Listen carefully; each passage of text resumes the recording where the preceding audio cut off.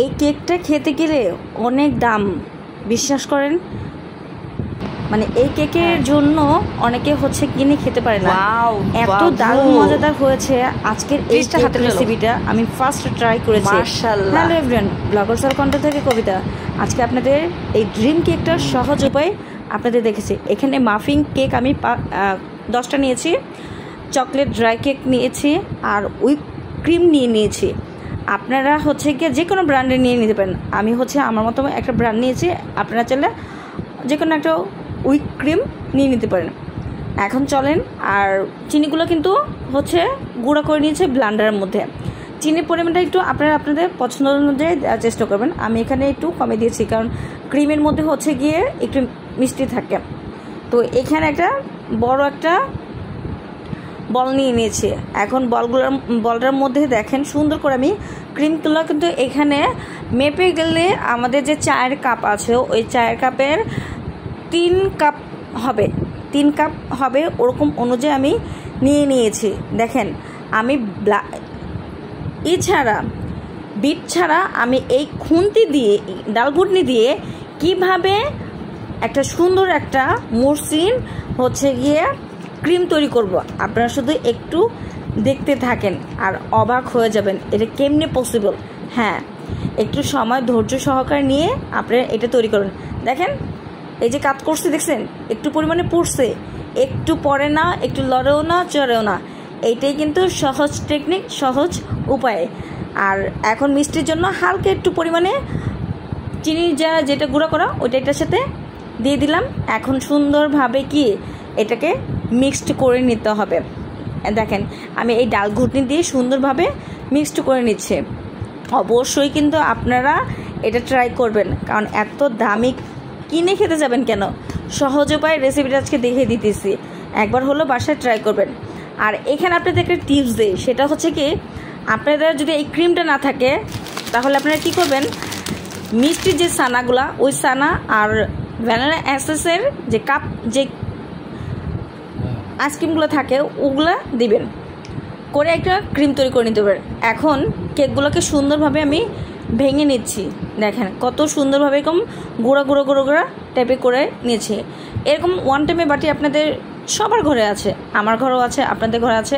এখন একটু একটু করে দিয়ে পুরাটা সুন্দরভাবে দিয়ে একটু চেপে দিতে হবে।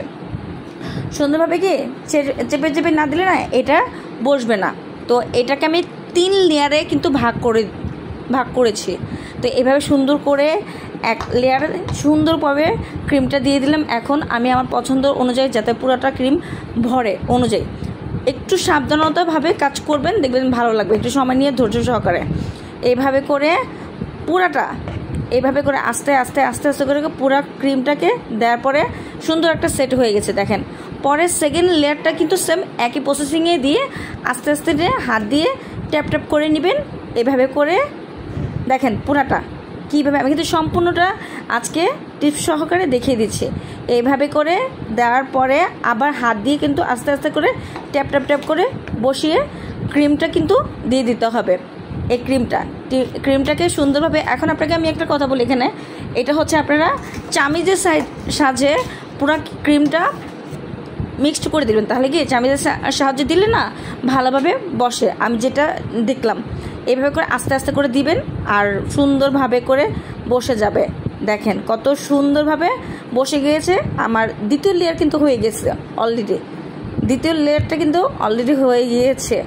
এখন এই উপর দিয়ে এই তৃতীয় লেয়ারটা কিন্তু কমপ্লিট করতেছে। এইভাবে করে আপনাদের দেখাতে সূত্রে একবার দেখিয়ে দিলাম। এই হচ্ছে তৃতীয় লেয়ার কমপ্লিট হয়ে গেছে।